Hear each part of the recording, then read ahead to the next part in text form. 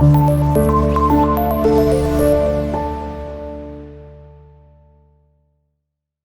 alaikum students. My name is Muhammad Ahmad Rashid, your biology teacher. Students, we are going to discuss mitochondria. आज हमारे पास जो next organelle है जिसको हम mitochondria का नाम देते हैं, इसको आज हमने स्टडी करना है अच्छे से। माइटोकॉन्ड्रिया एक्चुअल में क्या है, इसको अगर सिंगुलर हम जो प्रोनाउंस करते हैं ना, तो हम इसको बोल देते हैं कि इट इज़ माइटोकॉन्ड्रियन। ये प्लूरल के लिए टर्म यूज़ की जाती है, और अगर हम इसको सिंगुलर बोल दें तो हम इसको माइटोकॉन्ड्रियन का नाम भी दे देते हैं, ठीक है। क्योंकि सेल में ये एक से ज़्यादा भी मौजूद होते हैं, तो माइटोकॉन्ड्रिया ही सिर्फ इनको बोला जा रहा होता है। अगर एक माइटोकॉन्ड्रिया की बात करें तो हम उसको माइटोकॉन्ड्रियन बोल देते हैं। ये एक्चुअल में क्या है हमारे पास माइटोकॉन्ड्रिया। फर्स्ट तो इसका इंट्रोडक्शन में जब हम बात करेंगे तो हम ये बोलते हैं कि ये हमारे पास एक डबल मेम्ब्रेन बाउंडेड ऑर्गेनेली है जी। इसमें डबल मेम्ब्रेन मौजूद होती हैं। हम इस चैप्टर में हमने बहुत से ऑर्गेनेलीज डिस्कस कर ली हैं और करने भी हैं। उनमें हम यही चेक कर रहे होते हैं कि कौन से ऑर्गेनेलीज हमारे पास सिंगल मेम्ब्रेन वाले हैं, कौन से डबल मेम्ब्रेन वाले हैं, और कुछ हमने ऐसे भी डिस्कस किए हैं जिसके ऊपर मेम्ब्रेन थी ही नहीं, जैसे कि राइबोसोम हम पीछे पढ़ के आ चुके हैं। तो ये जो माइटोकॉन्ड्रिया होते हैं, these are double membrane bounded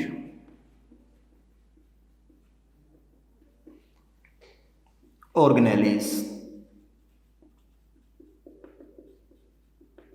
ठीक है। ऐसे ऑर्गेनिजम्स हैं जिनके अंदर माइटोकॉन्ड्रिया मौजूद है और वो डबल मेम्ब्रेन हो, वो सारे के सारे एक्चुअल में यूकैरियोट्स ही होते हैं। ये भी बात याद रखनी है।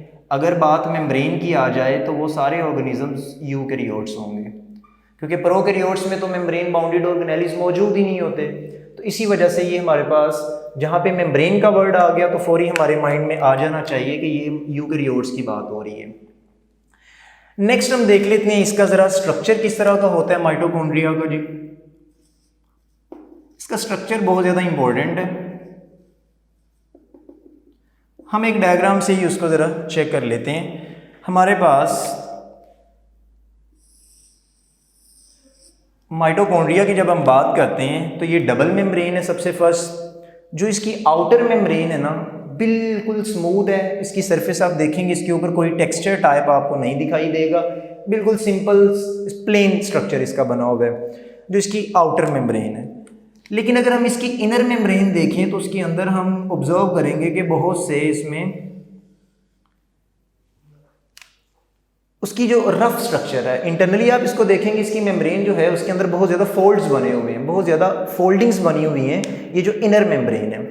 तो फर्स्ट तो हमने ये देख लिया कि जो इसकी आउटर मेम्ब्रेन है वो बिल्कुल स्मूथ मेम्ब्रेन है, प्लेन सरफेस है उसकी। लेकिन अगर हम इनर मेम्ब्रेन की बात करें तो उसमें बहुत ज़्यादा फोल्डिंग्स बनी हुई हैं। ये इसकी इनर मेम्ब्रेन है, ठीक है। अब इनर मेम्ब्रेन में ये जो हमारे पास ये जो स्ट्रक्चर्स बने हुए हैं, ये जो प्रोजेक्शन लाइक स्ट्रक्चर्स आपको दिखाई दे रहे हैं, एक्चुअल में इन प्रोजेक्शंस को भी हम स्पेसिफिकली इसको नाम दे देते हैं क्रिस्टी का। क्रिस्टी वर्ड है यहाँ पे। इससे पहले भी आप गोल्जी अपरेटस में आपने देखा था, उसमें भी फ्लैटेंड सैक लाइक स्ट्रक्चर्स मौजूद होते हैं जिनको सिस्टर्नी का नाम दिया गया था, लेकिन यहाँ पे ये क्रिस्टी है। तो इन दोनों में डिफरेंस आपने याद रखना है, शॉर्ट क्वेश्चन में भी वो आपसे पूछ सकते हैं। ये जो इन फोल्डिंग्स बनी हुई हैं इनको हमने नाम दे दिया जी क्रिस्टी का नाम। इसके अलावा अगर हम इसके स्ट्रक्चर में कुछ ऑब्जर्व करें तो हमें यहाँ पे ये जो एक लिक्विड मटेरियल मिल जाता है जिसको हम मैट्रिक्स बोलते हैं। ये जो लिक्विड मटेरियल इसमें इसके अंदर मौजूद होता है उसको हम माइटोकॉन्ड्रियल या सिंपल मैट्रिक्स बोल देते हैं। जैसे हमने देखा था ना कि हमारे पास सेल का साइटोप्लाज्म होता है, न्यूक्लियस के अंदर न्यूक्लियोप्लाज्म होता है, ऐसे हमारे पास जो माइटोकॉन्ड्रिया है उसके अंदर भी फ्लूइड लाइक लिक्विड मौजूद होता है जिसको हम माइटोकॉन्ड्रियल मैट्रिक्स या सिंपल मैट्रिक्स भी उसको हम बोल देते हैं। ये तो इसके स्ट्रक्चर में थी कुछ चीज़ें। नेक्स्ट हम इसका फंक्शन अगर देखें, फंक्शन हमारे पास जो माइटोकॉन्ड्रिया का ये बहुत ही ज़्यादा इंपॉर्टेंट है according to cell activities. Function जो इसका इंपॉर्टेंट है उसको हम देखें तो ये it is called power house of the cell. इस ऑर्गेनेली को सेल का पावर हाउस बोला जाता है जी। आपसे को पूछे जी power house of the cell किसको बोलते हैं, तो वो हम माइटोकॉन्ड्रिया को नाम दे देते हैं। अब माइटोकॉन्ड्रिया को power house of the cell क्यों बोला जा रहा है? एक्चुअल में इसका काम होता है सेल के अंदर एनर्जी की प्रोडक्शन करवाना। एनर्जी प्रोडक्शन जो हो रही होगी वो सारी की सारी माइटोकॉन्ड्रिया के अंदर हो रही होती है। फॉर एग्जांपल आपकी बुक में उन्होंने एक एग्जांपल दी हुई है सेलुलर रेस्पिरेशन के नाम से। ये एक केमिकल रिएक्शन है जो इन क्रिस्टी के ऊपर प्रोसीड हो रहा होता है। ये जो इंटरनल जो उसकी मेम्ब्रेन है ना, उस मेम्ब्रेन के ऊपर ये केमिकल रिएक्शंस प्रोसीड हो रहे होते हैं, ये जो सेलुलर रेस्पिरेशन के हैं। सेलुलर रेस्पिरेशन के रिएक्शन में एक्चुअल में होगा क्या, इसमें हम फूड के मॉलिक्यूल्स की ब्रेकडाउन करते हैं, जैसे कि स्पेशली उसमें ग्लूकोज की बात हम करते हैं। इस ग्लूकोज की जब ब्रेकडाउन होती है तो यहां से एनर्जी हमें मिलती है।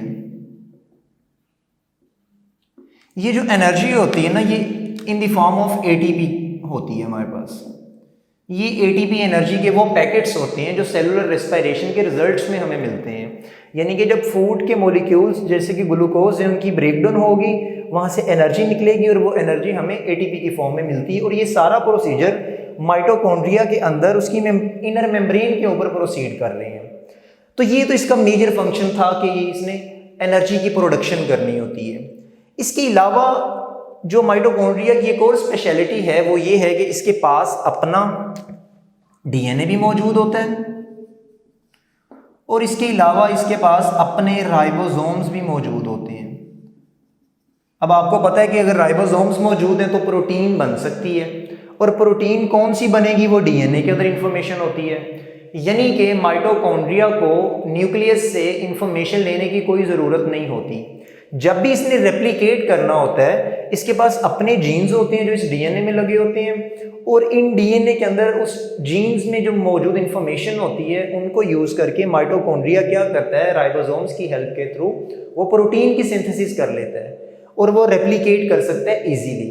तो एक तो ये भी आपने याद रखना है कि माइटोकॉन्ड्रिया के पास अपना डीएनए होता है और अपने ही राइबोसोम्स होते हैं। एक और बात याद रखनी है कि ये जो डीएनए है, जो माइटोकॉन्ड्रियल डीएनए है, ये प्रोकैरियोट्स से ज़्यादा एक्चुअल में मैच कर रहा है। यानी कि प्रोकैरियोटिक डीएनए के साथ काफ़ी ज़्यादा इसकी रिजेम्बलेंस है। डीएनए जो है वो तो इस फॉर्म में यहाँ पे मौजूद होते हैं। यहाँ पे डीएनए भी आप इसको काउंट कर लें, और कुछ डॉटेड फॉर्म में यहाँ पे आप देखेंगे ये जो राइबोसोम्स होते हैं छोटे छोटे, आपको पता है ये ग्रेनुलर स्ट्रक्चर्स होते हैं, ये इस तरह से इसके अंदर ही पड़े होते हैं। तो ये था आपका आज का माइटोकॉन्ड्रिया का टॉपिक। यहाँ तक किसी का कोई भी क्वेश्चन हो तो आप हमें ज़रूर बताइएगा। अल्लाह हाफिज़।